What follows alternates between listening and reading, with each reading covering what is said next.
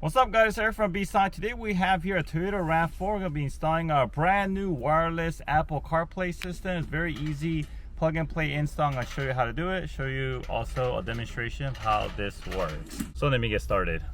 Alright, so as you can see here, we already went ahead and removed the dash, and it's very easy. Basically, there's a dash trim piece over here. You can just pull it out with the panel removal tool, and then this is just being held by clips. Okay. You flip it up here, or you could just remove that. There's 4 10mm bolts, 1, 2, 3, and 4. And actually, before we remove those 10mm bolts, there's these vent over here that you can remove over here, and there's one on the right side. So once we have all this, go ahead and pull it out.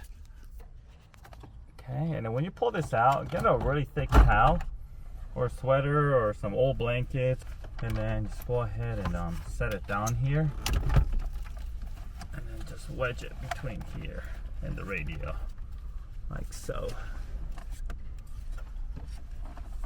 Alright, so the connectors I'm going to be working on back here is going to be this one, and this one. So I'm going to go ahead and just disconnect these. 1, 2, and 3. Alright, how we connect this is grab your main harness. So we got these. So those 3 connectors that we removed, we actually have them here, matching connectors on our harness. Let's start with the bottom corner one. So the male side from the car will connect to our harness, and from our harness will connect to the vehicle, like so. Then we also have 2 more connectors. So once again, the one from the car connects to our harness, and then from our harness goes to the car. Okay, and the very last right here,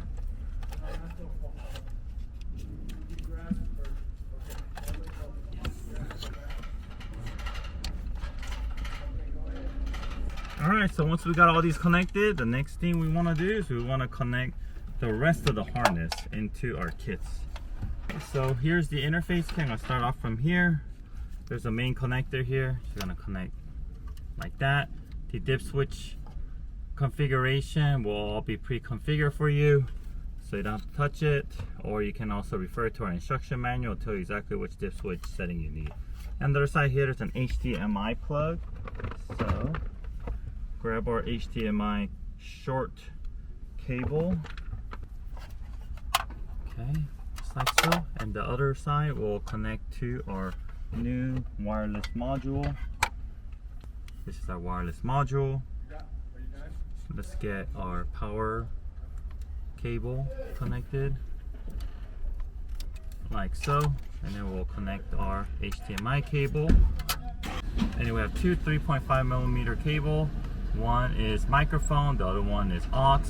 The one that is aux, connect to line out. Do not connect to external speaker, because that's mono. And on the microphone here connects to mic input, like so. And then we have the antenna. So we're going to connect this antenna on this side to RF.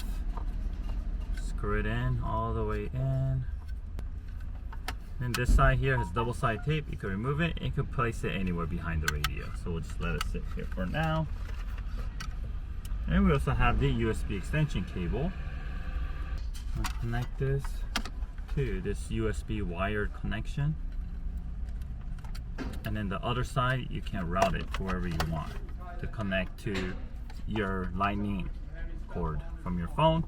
Or if you want to use the optional USB adapter, it's going to be USB on one side, so you're going to connect here. The other side is going to connect to this. There's a gray plug down here on the bottom.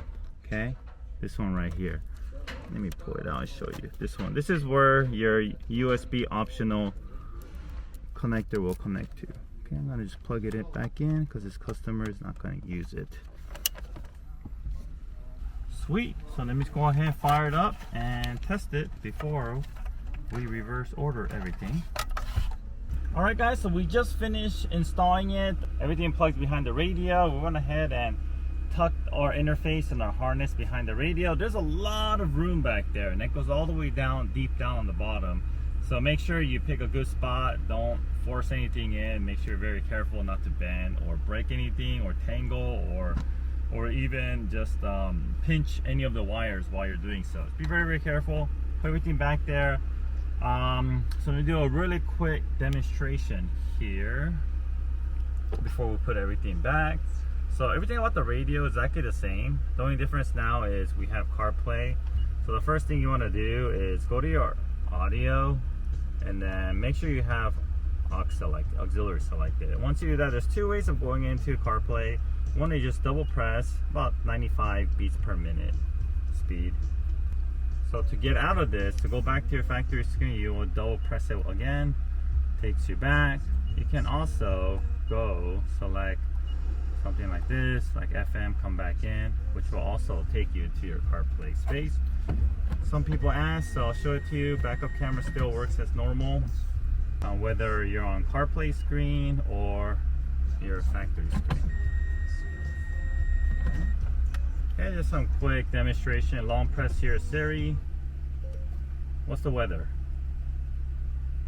It's currently clear and 88 degrees. Alright. Temperatures. And then we got our music playing, and your steering wheel control here will also work as well. So up and down. Also your volume controls do work. You just don't see the volume indicator change, but it is getting loud and quiet. Okay, so right now we have it connected wired. You can also do it wirelessly. It'll work exactly the same, and it works for both iPhones and Android phones that has Android Auto.